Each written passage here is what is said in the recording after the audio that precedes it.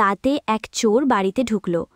ঘরের দরজা খুলে দেখল বারান্দায় এক বৃদ্ধা শুয়ে আছে।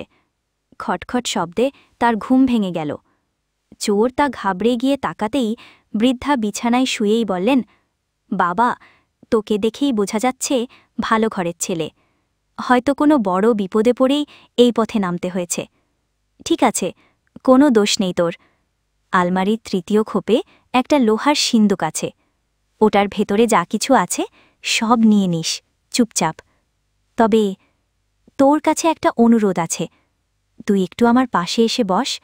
আমি ঠিক এখনই একটা স্বপ্ন দেখলাম। তুই শুনে যদি একটু ব্যাখ্যা করে দিতে পারিস। চোর তা বৃদ্ধার এই কথায় একেবারে স্তব্ধ হয়ে গেল। তরুণী মমতায় সে অভিভূত হয়ে তার পাশে গিয়ে বসে পড়ল। বৃদ্ধা বলতে লাগলেন, বাবা, আমি দেখলাম আমি এক বিশাল মরুভূমিতে হারিয়ে গেছি। চারপাশে কেউ নেই। হঠাৎ এক বাজ পাখি এসে আমার পাশে বসে পড়ল। সে 3 বার জোরে জোরে ডাকল, রাতুল, রাতুল, রাতুল। এই ডাক শুনেই আমার ঘুম ভেঙে গেল। বল তো বাবা, এর মানে কি হতে পারে? চোর তো এখন স্বপ্নের অর্থ খুঁজতেই ব্যস্ত।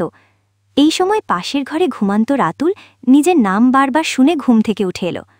সে এসে দেখে এক অচেনা লোক মায়ের পাশে বসে আছে, আর দেখেই বুঝতে পারল এই অচেনা লোক আসলে চোর। সঙ্গে সঙ্গে রাতুল শুরু করে দিল চোরের ওপর ধোলাই।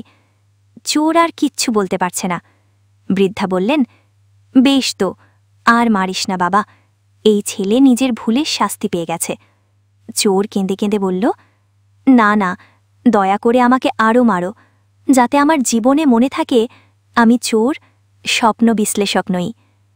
এই গল্প থেকে শিক্ষা, তোমার কাজ যেটা তুমি সেটাই করো।